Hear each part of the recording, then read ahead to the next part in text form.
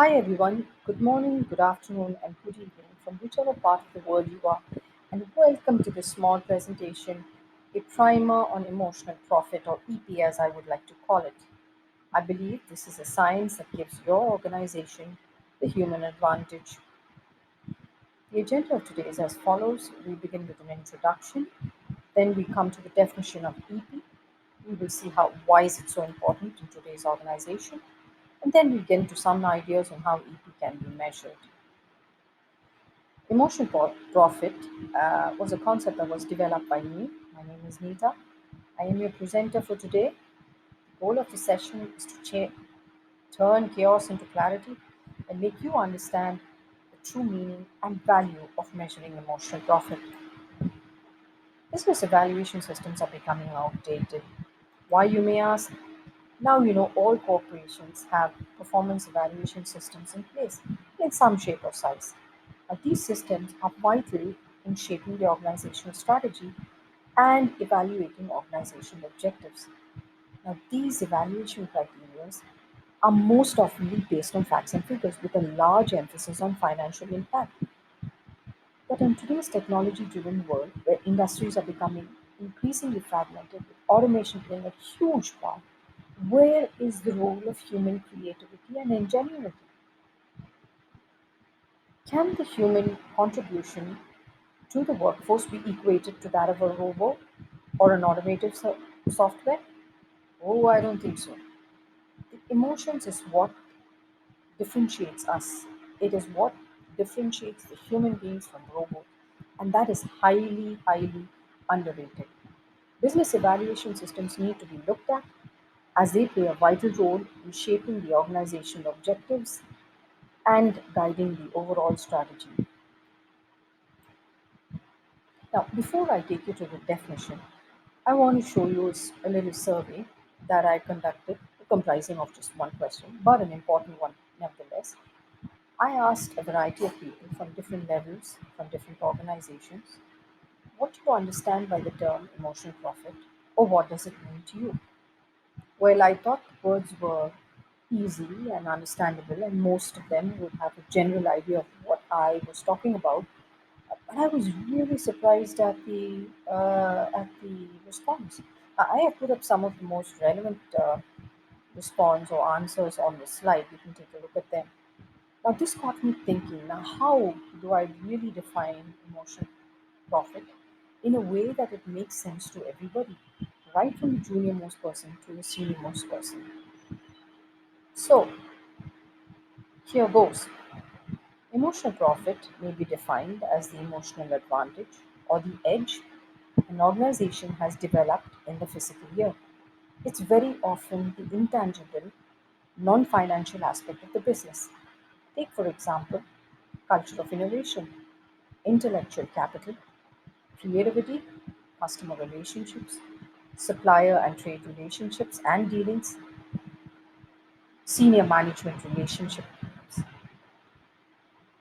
employee satisfaction, etc. Now, these are aspects of the business are intangible, but very often, not really very often, but they're very pivotal to the organization and the business strategy of the organization in the future. There is another thing about emotional profit. The emotional aspect of a business or an organization is very unique to that business or organization, and it is very closely linked to the organization's culture. There is really no benchmark except the one you set for the business or your organization. And that's what makes this concept so interesting and difficult to benchmark. Can you come up? Can you come up with an industry standard? Yes, of course you can, but it will have to be customized for your own business and your organization. So, why is emotional profit so important? The reasons are very apparent, and all of us must be seeing this in our organization at some point in time. There are no doubts the robo and automation is coming, perhaps already here. The success of business will depend on the human ability to communicate well with all others, solve problems, Think out of the box, be creative, as well as other aspects of human intelligence. Robots may help us to get where we want to fast, but they may not be as creative as humans. Not as of yet, at least. The World Economic Forum Global Agenda Council on the Future of Software and Society shows people expect artificial intelligence machines to be part of a company's board of directors by 2026. A frightening thought, I might add. If you look at the employee skill requirements, active listening is considered to be a core skill today. It's not going to be relevant in another 10 years from now. Emotional intelligence is also a core skill, but it doesn't feature in the top 10 highly more in demand skills for today. But in 20 years, or rather in 10 years from now, that skill will become a absolute necessity.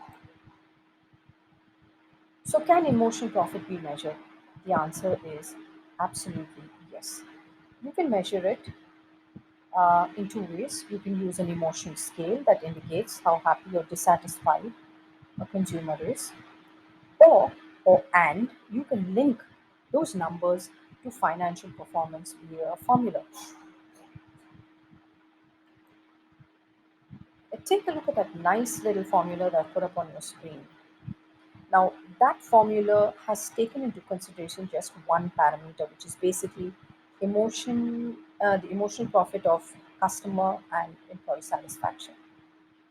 Uh, Most organizations will have about seven or more parameters. I'm sure there will be some of you will say, but yeah, you know what? We've seen this. We've been doing this already. No big deal. It hasn't had any effect on us, etc.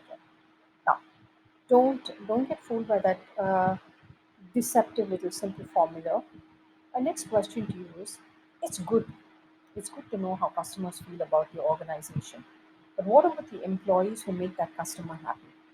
How do they feel? Have you gone up to the CEO of your board of directors or your financial officer and asked them what drives them? You will be really surprised at the answer, but I guess you haven't done that. You see, it's not the customer alone that makes or break your organization, is it? Now you see the complexities arising in this little simple formula out there. Let's look at another example, innovation. Okay, that's another parameter. How do you measure innovation? Let's say you have 8 departments in your organization and you ask each of them to define innovation. I guarantee you, you will get 8 different explanations of what they believe is innovation. My next question to you: Is the innovation a team sport, as it should be? Then how do you reward the team? Have you got points or percentages allocated? Have you communicated that to the team to ensure fairness and transparency? My next question: Let's say the innovation was successful and you've deployed it and it's been very well received. Success to that innovation will be very easy to measure financially as well as emotionally. The team will be ecstatic out of, they will be happy, they will be promoted by them. What if the idea fails? What if the idea doesn't make it out of the drawing board? Failure is a very, very big part of moving forward. How do you look, or how does your company embrace failure? How do you address the fallen team? Before you address the formula, or before you apply the formula to anything, you first define the parameters and find out the measurements or the measurement scales. Talking about measurements, there are two ways in which you can do it. One is you have conventional frameworks, which are things like customer happiness scores, evaluation of internal processes, identifying internal red tape, success blocks, roadblocks, sorry. Productivity rate is another one, turnover rate for high performers, sustainability attitudes of consumers as well as employees. And of course, you have the high tech one, which is artificial intelligence based tools called emotional analytics. You have three widely used tools. One is text analysis. Basically, the artificial intelligence software helps you understand the emotion behind what was written. It can be used especially when you're trying to identify the tone of tweets, especially or anything on social media or email for that matter. It has speech analysis to identify the emotions in your voice. Now, in an organizational setting, you can use that in meetings or interviews. Then you have the third one, which is visual analysis or recognition. These employ something which is called biometrics. They help you understand human expressions.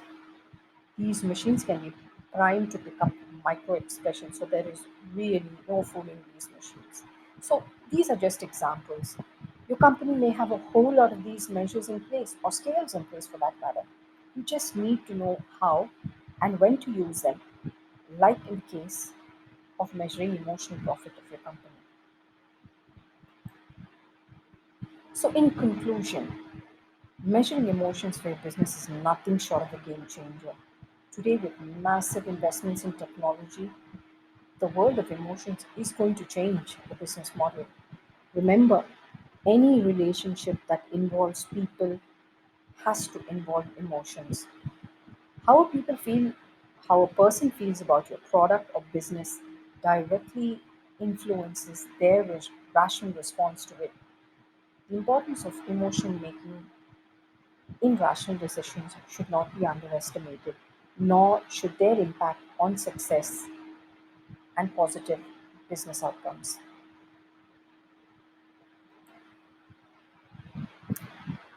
And I would like to end this presentation with my favorite quote. This has been created by me. I'm not a doctor, but I like this anyway. The happiness of the human mind is an important muscle. The more you exercise it, the stronger it gets, and the more you can expand. Now, this really works for everyone in your organization, be it a customer, be it the board of directors, be it your suppliers, be it your your employees. It works for everybody. They are motivated, they're happy, they do more, they contribute more, and your organization grows more. With that, I shall end today's presentation. I truly enjoyed creating this little primer for you all. I sincerely hope this presentation has inspired you all to think about emotional profit. I haven't gone into too much of detail on the formulas and methodology in this little primer. So if you want, email me, we'll have that conversation. Thank you all. Have a great day or evening ahead.